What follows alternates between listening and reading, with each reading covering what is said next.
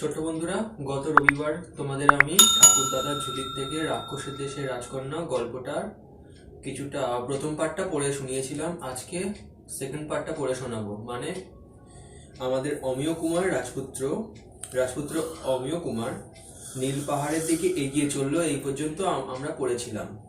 তারপরে সে রাজকন্যাকে ফিরিয়ে নিয়ে আসতে পারলো কিনা চলো আমরা দেখি। এদিকে রাজকন্যাকে নিয়ে রাক্ষস তার দেশে ফিরে এলো। রাক্ষসেরা সবাই রাজকন্যাকে দেখতে এলো। বাহ, খুব সুন্দর তো। কেউ কেউ বলল, রান্না করে রাজকন্যার মাংস খেতে খুব ভালোই লাগবে। আহা, অনেকদিন রাজকন্যা খায়নি। গরু, মোষ, ছাগল, ভেড়ার মাংস খেয়ে খেয়ে মুখ একদম পচে গেছে। রাজকন্যার মাংস যদি রান্না হয় আমাদের কিন্তু ভাগ দেবেন। এক রাক্ষসী বলল, আমাকে একটা হাত দিলেই চলবে। এমন সময় রাক্ষস রাজার রানী এসে সকলকে ধমক লাগিয়ে বলল, খুব যে নোলা হয়েছে দেখছি। তোমরা একে কেউ খেতে পারবে না। একে আমি পুষবো। রানীর হুকুম, অতএব অন্যান্য রাক্ষসীরা কি করবে আর। মনের দুঃখে যে যার ঘরে চলে গেল। রাক্ষস রানী রাজকন্যাকে কোলে তুলে নিয়ে সোনার পালঙ্কে শুইয়ে দিল। কিছুক্ষণ পরে রাজকন্যা রূপমতির চেতনা ফিরে এলো। সে দেখলো এক বিরাট মহল আর এক বিরাট সোনার পালঙ্কে সে শুয়ে আছে। তাহলে কি হলো, আমাদের রাজকন্যাকে যে রাক্ষসটা তুলে নিয়ে গেছিল সে রাক্ষসদের দেশে রাজকন্যাকে নিয়ে চলে গেছিল। এবার রাক্ষসরা সেই রাজকন্যাকে খাওয়ার জন্য একদম পাগল হয়ে গেছিল। কিন্তু শেষ পর্যন্ত রাক্ষসদের যে রানী সে এসে রাজকন্যাকে নিয়ে নিল। মানে ও বললো যে পুষবে, যেরকম আমরা কুকুর, বেড়াল, ছাগল পুষি, ও সেরকম রাজকন্যাকে পুষবে বলে রাক্ষসদের খেতে না দিয়ে রাজকন্যাকে নিয়ে চলে গেল। তারপরে দেখি রাক্ষসানী রাজকন্যাকে কোলে তুলে নিয়ে সোনার পালঙ্কে শুইয়ে দিল। কিছুক্ষণ পরে রাজকন্যা রূপমতির চেতনা ফিরে এলো। সে দেখলো এক বিরাট মহল আর এক বিরাট সোনার পালঙ্কে সে শুয়ে আছে। রূপমতি চিৎকার করে বলে উঠলো, আমি কোথায়? আমার স্বামী কোথায়? রাজকন্যার চিৎকার শুনে রাক্ষসানী ছুটে এসে বলল, বেশি চিৎকার চেঁচামেচি করো না, এটা রাক্ষসের দেশ। তোমাকে একটা রাক্ষস ধরে এনেছে। ওরা তোমাকে কেটে কুটে রান্না করে খেয়েই ফেলতো। ভাগ্যিস আমি তোমাকে পুষবো বলে নিয়ে এসেছি। আমি রাক্ষসদের রানী। আপনি দয়া করে আমাকে রূপনগরে বা অমিয়পুরে ফিরিয়ে দিয়ে আসুন। তা তো আমি পারবো না বাছা। রাজার হুকুম, এদেশে কোনো মানুষ ঢুকলে আর বেরোতে পারে না। তবে তুমি আমার এখানেই থাকবে, কেউ তোমার কোনো ক্ষতি করবে না। তোমার যা খেতে ইচ্ছে হবে তাই খাবে। অতএব রাজকন্যার কি করে? রাক্ষসের দেশে রাক্ষস রাজার 7 মহলা বাড়িতে একরকম বন্দী হয়েই রইল। রাক্ষস রানী মাঝে মাঝে রাজকন্যার সঙ্গে গল্প করে, নিজের সুখ দুঃখের কথা বলে। রাক্ষস রানীর দাসীরা শুধু রাজকন্যার দিকে মাঝে মাঝে ফ্যাল ফ্যাল করে তাকায় আর ভাবে যে দেখতে এত সুন্দর, খেতে না জানি কত মধুর। কিন্তু রানীর ভয়ে মনের কথা কেউ বাইরে প্রকাশ করতে সাহসই করে না। রানী জানতে পারলে গদ্দার নিয়ে নেবেছে। এইভাবে দিন যায়, মাস যায়। রাজপুত্র অমিয় কুমার ওদিকে একা একা নীল পাহাড় পেরিয়ে এলো। সামনেই দেখলো তেপান্তরের মাঠ। একটা গাছগাছালি পর্যন্ত নেই, শুধু ধুধু মাঠ। কোথাও জল পর্যন্ত নেই। পাহাড়ে ওঠার আগে নিচে ঘোড়াটা রেখে এসেছে। পাহাড়ে তবু ফলটল ছিল, কিন্তু এই ধুধু প্রান্তরে কিচ্ছু নেই। জলও নেই, ফলও নেই, শুধু বালির উপর রাক্ষসের বড় বড় পায়ের ছাপ। এ পথে খাদ্যও নেই, জলও নেই। তবু তো থেমে থাকলে চলবে না, হয় মৃত্যু নতুবা রাক্ষসের হাত থেকে রাজকন্যা রূপমতিকে উদ্ধার।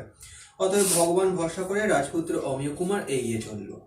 বেশ কিছুটা এগিয়ে যাওয়ার পর দূরে কালো মতো একটা কিছু দেখা গেল। ছোট পাহাড় বা মরুদ্যান হতে পারে। রাজকুমার ক্লান্ত পা টেনে টেনে তবু এগিয়ে চললো। সামনাসামনি এসেই ধরতে পারলো আসল রহস্য। বিরাট এক কালো দৈত্য, কোমর পর্যন্ত মাটিতে পোঁতা, আর হাত দুটো পিছন থেকে লোহা শিকল দিয়ে বাঁধা। দৈত্যকে ওই অবস্থায় রাজকুমার দেখে দূর থেকে জিজ্ঞেস করলো, আপনার এই অবস্থা কে করলো? দৈত্য কাতরভাবে বলল, আগে আমার হাতের বাঁধন খুলে দাও, তারপর সব বলছি। কিন্তু হাতের বাঁধন খুলে দিলে আপনি যদি আমায় মেরে ফেলেন? দৈত্য বলল, আমি 3 সত্যি করে বলছি, আমি সর্বপ্রকারে তোমার উপকার করব। 3 সত্যি করার পর দৈত্যকে অবিশ্বাস করা চলে না। তাছাড়া ধুধু নির্জন প্রান্তরে রাজকুমারকে সাহায্য করার বা কেই আছে? অতএব রাজকুমার তলোয়ারের ঘায়ে লোহা শিকল কাটতে লাগলো। বেশ কিছুক্ষণ চেষ্টার পর লোহা শিকল কাটা সম্ভব হলো। দৈত্য 2 হাতের উপর ভর দিয়ে কোমর থেকে শরীরের নিচের অংশটাও উপরে তোলবার চেষ্টা করলো। মাটি নড়ে উঠলো বটে, কিন্তু কোমর থেকে নিচের অংশ উপরে তুলতে পারলো না। দৈত্য রাজকুমারকে বলল, তোমার তরোয়াল দিয়ে চারপাশের মাটি একটু খুঁড়ে দাও। রাজকুমার তরোয়াল দিয়ে খুঁড়ে খুঁড়ে চারপাশের মাটি বেশ কিছুটা আলগা করে দিল। এবার দৈত্য দুহাতের উপর চাপ দিয়ে কোমর থেকে শরীরের নিচের অংশ উপরে তুলতে পারলো। তারপর দু একবার দণ্ড বৈঠক দিয়ে শরীরটাকে সোজা করে বলল, ভাগ্যিস রাজকুমার তুমি এ পথে এসেছিলে, নইলে আমি মারাই যেতুম। এমনিতেই খাদ্যাভাবে আর জল তেষ্টা ছটফট করছিলাম, কিন্তু আপনার এই অবস্থা করলো কে? 4-5টা রাক্ষস আমার বনে হরিণ মেরে খাচ্ছিল, আমি তেড়ে যেতেই ওরা সবাই মিলে আমাকে ঘেরাও করে ফেললো। তারপর এখানে পুঁতে রেখে হাত বেঁধে দিল। আজ আমাদের সকলেরই পেট ভর্তি আছে, কদিন বাদে এসে তোকে কুড়মুড় করে চিবিয়ে খাবো বলে চলে গেল ওরা। রাজকুমারও তার নিজের সব কথা খুলে বলল। তারপর জিজ্ঞাসা করলো, আপনি কোনো রাক্ষসে কি এক রাজকন্যা কি নিয়ে যেতে দেখেছেন? দেখেছি বই কি, একটা রাক্ষস এক পরমা সুন্দরী অচেতন রাজকন্যাকে নিয়ে যাচ্ছিল। অচেতন মানে যে অজ্ঞান হয়ে গেছে। সেই রাক্ষসটা ওদের দলের। আমি এখন কি করি বলুন? দৈত্য বলল, আপাতত তুমি আমার পিঠে উঠে পড়ো, আমি তোমাকে আমার বনে নিয়ে যাচ্ছি। এখান থেকে কিছুটা দূরে একটা ঢিপি পেরোলেই আমার বন, কিন্তু আপনার বনে এসে যদি রাক্ষসেরা আবার হামলা করে? আজ রাত্রে মাত্র বনে থাকবো, খিদে তেষ্টায় প্রাণ যাচ্ছে, জল আর খাবার খেয়ে তুমিও তাজা হবে। তারপর আমরা দূরের ওই লাল পাহাড়ের চূড়ায় উঠে লুকিয়ে থাকবো। খিদে তেষ্টায় রাজকুমারেরও প্রাণ যায়। অতএব দৈত্যের পিঠে চেপে বনে এলো। দৈত্যের বন সত্যিই অদ্ভুত। পুকুর ভর্তি মিষ্টি জল, অসময়ে গাছে গাছে ধরে আছে পাকা পাকা মিষ্টি আম, কলা, কত রকমের ফল। ফল আর জল খেয়ে দুজনের দেহ বেশ তাজা হলো। তারপরে দুজনেই লাল পাহাড়ের চূড়ায় উঠে বসলো। দৈত্য বলল, রাক্ষসরা এলো বলে ওখানেই যখন আমায় পাবে না, তখন হৈ হৈ করে আমার বনে ঢুকে তছনছ করবে, কিন্তু আমার রাজকন্যা উদ্ধারের কি হবে? রাক্ষসেরা এসে যখন ফিরে যাবে, তখন দেখতে হবে ওরা কোন পথে ফিরে যায়। ওরা আবার লাল পাহাড়ের চূড়ায় উঠে এসে আমাদের মেরে ফেলবে না তো? না, লাল পাহাড়ের চূড়ায় কোনোদিনই উঠতে পারবে না ওরা, এক সাধুর অভিশাপ রয়েছে। পরদিন ভোরে দেখা গেল ধুলোর ঝড়, অর্থাৎ রাক্ষসেরা দল বেঁধে আসছে। যে জায়গায় দৈত্যকে ওরা পুঁতে রেখে গিয়েছিল, সে জায়গায় দৈত্যকে না দেখতে পেয়ে ওরা ভীষণ হইচই শুরু করে দিল। দলের গোদা রাক্ষসটা বলল, এখন রাজাকে গিয়ে কি জবাব দেবো বল? রাজা দৈত্যের মাংস খাবে বলে আমাদের পাঠালো। আর একটা রাক্ষস বলল, কিন্তু দৈত্যটা পালিয়ে গেলই বা কি করে? তাই তো বাগানটা খুঁজে দেখে আসি। কিন্তু বাগানে কিছুই পেল না। বেশ কিছু ফল ফুলের গাছ নষ্ট করলো, কয়েকটা হরিণ আর খরগোশ মেরে খেলো। তারপর আর কয়েকটা হরিণকে কাঁধে ফেলে হৈ হৈ করে উত্তরের দিকে চলে গেল। লাল পাহাড়ের চূড়ো থেকে দূর দূর সমুদ্রে একটা জাহাজ দেখা গেল। রাক্ষসেরা তাতে চেপে উধাও হয়ে গেল। তাহলে রাক্ষসেরা একটা জাহাজে করে এসেছিল, আর সেই জাহাজে করে শেষ পর্যন্ত ফিরে গেল ওদের নিজের দেশে। রাজপুত্ররা দৈত্য এবার নিচে নেমে এলো। দৈত্যের বনে এক বিরাট সরোবর ছিল। সেই সরোবরের তীরে বসে রাজপুত্র অমিয় কুমার নানা চিন্তা করতে লাগলো। রাজপুত্র মনে মনে ভাবলো, সমুদ্র পেরিয়ে রাক্ষসের দেশে গিয়ে রাজকন্যাকে উদ্ধার করে আনা এক অসম্ভব ব্যাপার, এবং তা যখন সম্ভব হবে না, এ প্রাণ রেখে আর কি লাভ, বরং আত্মহত্যা করে মৃত্যুবরণ করাই ভালো। রাজপুত্র যখন এসব কথা ভাবছিল, তখন একটা বিরাট বাজ পাখি সরোবরের থেকে একটা মাছ তুলে নিল। মাছটা বেশ সুন্দর, চোখের মধ্যে যেন মায়া মাখানো। রাজপুত্র বাজ পাখিটাকে লক্ষ্য করে একটা বড় ঢিল ছুঁড়ে মারল। রাজপুত্রের নিশানা ছিল নির্ভুল। ঢিলটা আচমকা বাজ পাখির গায়ে লাগতেই মাছটা ছিটকে সরোবরে পড়ে গেল। আর বাজ পাখিটা ঘুরতে ঘুরতে নিচে নেমে একেবারে রাজপুত্রের কাছে এসে জিজ্ঞেস করলো, এটা তুমি কি করলে? একটা অসহায় প্রাণীকে বাঁচালাম, কিন্তু মাছটা যে আমার খাদ্য, তুমি যে মাছটার বিনিময়ে তোমার গা থেকে কিছু মাংস দিতে পারবে? নিশ্চয়ই, কিন্তু মাছটা যে আমার খাদ্য। তখন বাজ পাখি কি বলছে? বাজ পাখি বলছে, কিন্তু মাছটা যে আমার খাদ্য, তুমি কি মাছটার বিনিময়ে তোমার গা থেকে কিছু মাংস আমায় দিতে পারবে খাওয়ার জন্য? তখন রাজপুত্র বলল, নিশ্চয়ই। বাজ পাখি হেসে বলল, তোমার কথা শুনে আমি খুব খুশি হলাম। যদি কখনো বিপদে পড়ো, আমায় মনে মনে 3 বার বাজন বলে ডেকো, তোমার সামনে এসে আমি উপস্থিত হব। বাজ পাখি চলে যেতে বিরাট দুটো মাছ জলের উপর ভেসে উঠে একেবারে রাজকুমারের পায়ের কাছাকাছি চলে এলো। কি ব্যাপার? বড় মাছটা বলল, আমি এই সরোবরের মাছের রাজা, আর উনি হলো মাছের রানী। তোমাকে কি বলে যে ধন্যবাদ জানাবো। তুমি আমার একমাত্র ছেলেকে বাজ পাখির খপ্পর থেকে বাঁচিয়েছো। মাছের রানী বলল, উনি বিনিময়ে নিজের দেহের মাংস বাজ পাখিটাকে দিতে চেয়েছিলেন। আপনি মহান, বলুন আপনার জন্য আমরা কি করতে পারি? এই যে দুটো বড় বড় মাছ যে ওই রাজপুত্রের সামনে আসলো জলের মধ্যে থেকে, ওই মাছ দুটো হলো ওই যে মাছটাকে বাজ পাখির হাত থেকে বাঁচালো রাজপুত্র, সেই মাছটার বাবা আর মা, ওই জলের রাজা রানী। ওরা এসছে রাজপুত্রকে সাহায্য করার জন্য, এসে বলছে যে তোমার কি সাহায্য করতে পারি বলো। তখন রাজপুত্র বলল, রাজকন্যাকে যখন উদ্ধার করা সম্ভব নয় তখন এ জীবনে এসে আর কি লাভ, তাই ভাবছি আত্মহত্যা করব আমি। মাছের রানী বলল, আত্মহত্যা করবেন কেন? আমার মন বলছে আপনি নিশ্চয়ই রাজকন্যাকে উদ্ধার করতে সক্ষম হবেন। দাঁড়ান, আমি একটা জিনিস আপনাকে এনে দিচ্ছি, জিনিসটা আপনার খুবই উপকারে লাগবে। মাছের রানী জলে ডুব দিল, তারপর মুখে করে একটা আংটি এনে দিল। এই আংটিটা কোনো সাধারণ আংটি নয়। অনেকদিন আগে স্বর্গ থেকে এক দেবী এসে সরোবরে স্নান করছিলেন, তার হাত থেকে এই আংটিটা খসে পড়ে যায়। এই আংটিটা যতক্ষণ মুখে পুড়ে থাকবেন ততক্ষণ আপনাকে কেউ দেখতে পাবে না, আপনি কিন্তু সবাইকে দেখতে পাবেন। রাজপুত্র আংটিটা নিয়ে মাথায় ঠেকিয়ে আঙুলে পড়ে নিয়ে বলল, কিন্তু 7 সমুদ্র পেরিয়ে রাক্ষসদের দেশে যাব কি করে? মাছের রাজা বলল, সেজন্য কোনো ভাবনা নাই।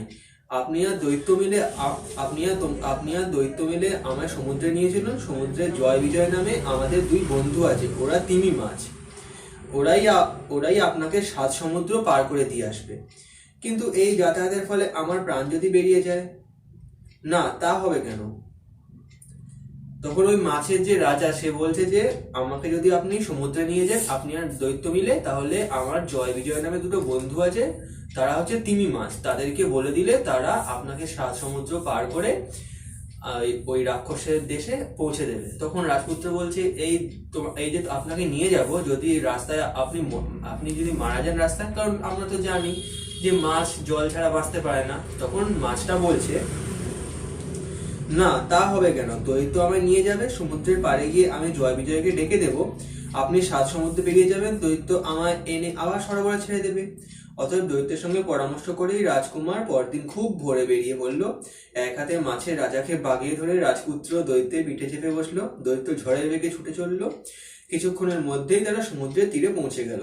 দৈত্য বলল, এখান থেকেই 7 সমুদ্রের শুরু। মাছের রাজাকে সমুদ্রে ছেড়ে দেওয়া হলো। কিছুক্ষণ পরেই মাছের রাজা 2 বিরাট তিমি মাছকে নিয়ে হাজির হয়ে বলল, এদের নামই জয় আর বিজয়। এরাই আপনাকে 7 সমুদ্র পেরিয়ে রাক্ষসের দেশে পৌঁছে দেবে। আর আংটি তো আপনার কাছে রইলই। ওই সেই আংটির কথা বলছে, যে আংটিটা মুখে দিলে রাজপুত্র অদৃশ্য হয়ে যেতে পারবে, যেটা এই মাছ রাজার বউ মানে মাছ রানী এই রাজপুত্রকে গিফট করেছিল, মানে দিয়েছিল। রাজকুমার দৈত্য ও মাছের রাজার কাছ থেকে বিদায় নিয়ে একটা তিমি মাছের পিঠে চেপে বসলো।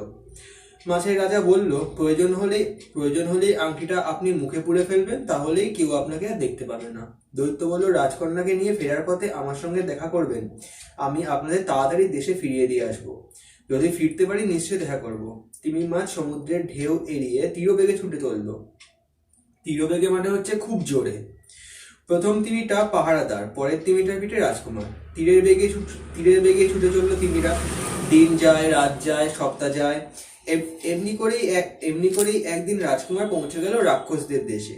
তিমিরা বলল, আমরা এখানেই রইলাম, রাজকন্যাকে নিয়ে এসে আমাদের ডাকলেই আমরা চলে আসবো, কোনো ভয় নেই। রাক্ষসের দেশের সামনেই বিরাট ফটক, সেই ফটক জুড়ে দাঁড়িয়ে 2 বিকট চেহারা রাক্ষস, ভয়ঙ্কর তাদের চেহারা। রাজকুমার চুপি চুপি ফটকের কাছে গিয়ে আংটিটা মুখে পুড়ে অদৃশ্য হয়ে গেল।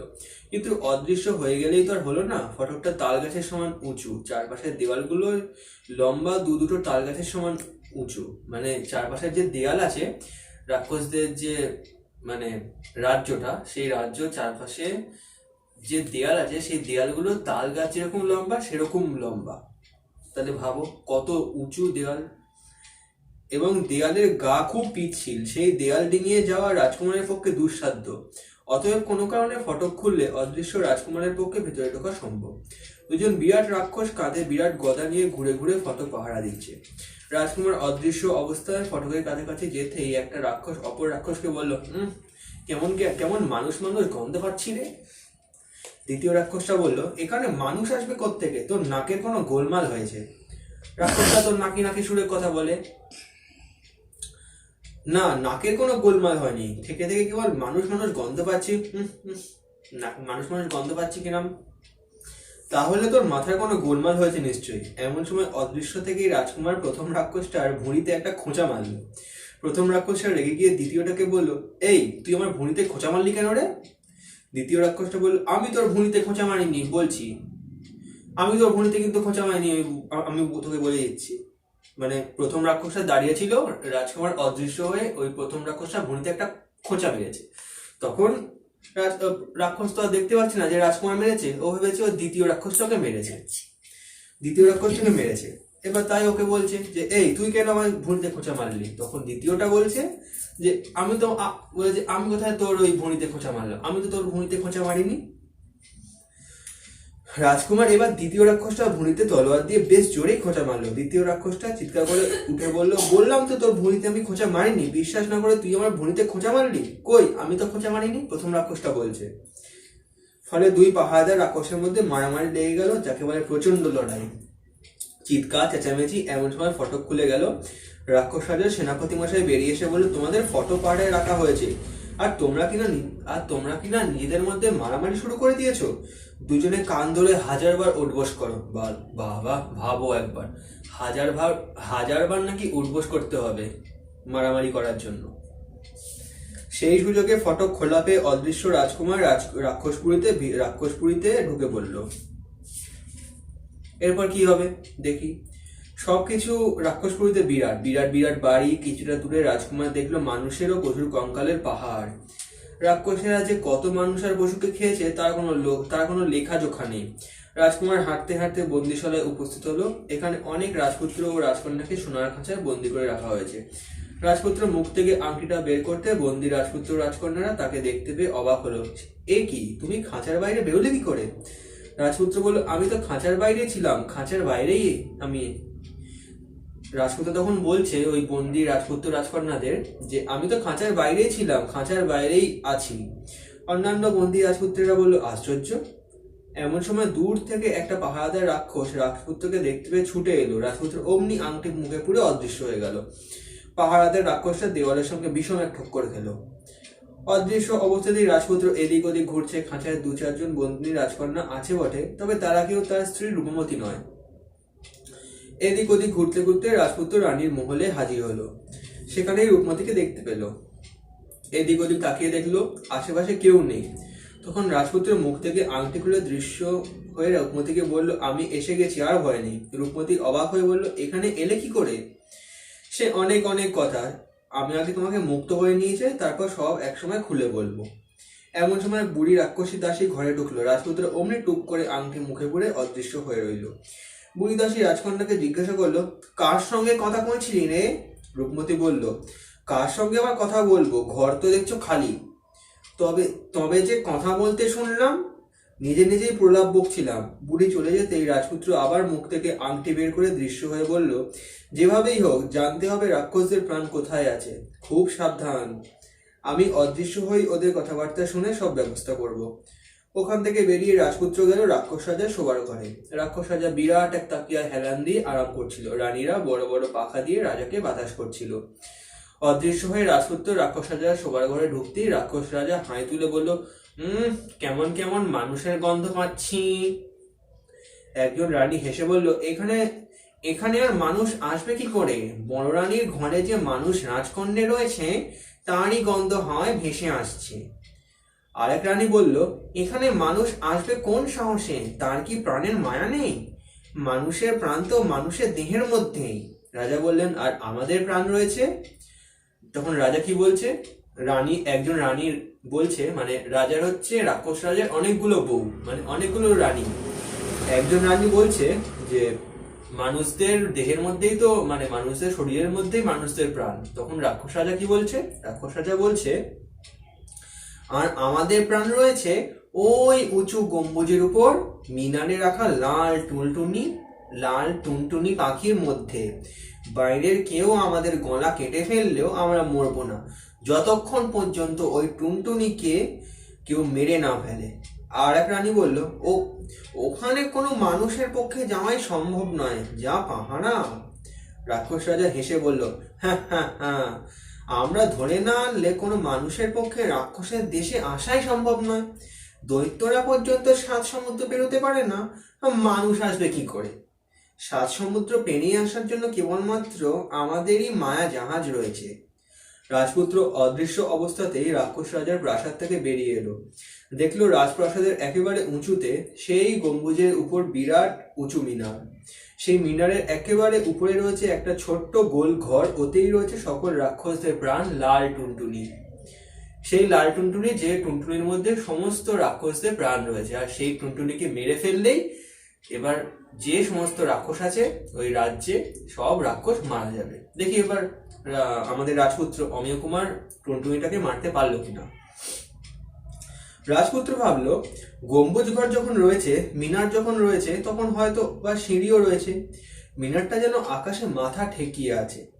গম্বুজ ঘরে এবং সিঁড়ির বিশেষ ধাপে ধাপে নিশ্চয়ই পাহারাদারও রয়েছে। অদৃশ্য হয়ে গেলে কেউ তাকে দেখতে পাবে না, কাজ হাসিল করতেও কোনো অসুবিধা হবে না। অতএব রাজপুত্র অদৃশ্য হয়েই গম্বুজের ঘরের দিকে পা বাড়ালো। গম্বুজ ঘরের সিঁড়ির মুখেই প্রায় 100 রাক্ষস পাহারাদার। অদৃশ্য হয়ে রাজপুত্র গম্বুজ ঘরে ঢুকতেই একজন রাক্ষস পাহারাদার বলল, কিরকম যেন মানুষ মানুষ গন্ধ পাচ্ছি রে। আর একজন পাহারাদার বলল, এখানে মানুষ কি করে আসবে? রাক্ষসের দেশে মানুষের আসা সম্ভবই নয়, তার উপর আবার এই গম্বুজ ঘরে। রাজকুমার সিঁড়িতে উঠতে যেতেই একটা ঘুমন্ত রাক্ষস পাহারাদারের গায়ে ধাক্কা লাগলো। সে ঘুমের ঘোরে চেঁচিয়ে উঠলো, কে কে? আর একজন রাক্ষস পাহারাদার হেসে উঠে বলল, তোমার বাপ। ঘুমের ঘোরে স্বপ্ন দেখছিস বুঝি? স্বপ্ন না, মনে হলো কে যেন একটা ধাক্কা দিল। মনের ভুল। তোর মনের ভুল হয়েছে, কেউ ধাক্কা দেয়নি। তাই হবে। এখানে রাজামশাই কোনো পাহারা না রাখলেও পারতেন। তখন ওই রাক্ষসটা কি বলছে, যে ঘুমাচ্ছিল, সে বলছে, এখানে রাজামশাই কোনো পাহারা না রাখলেও পারতেন। কেন না রাখলে পারতেন? দেখি আমরা। কাজ নেই, কম্ম নেই, খাও দাও আর ঘুমাও, কত আর ভাল লাগে।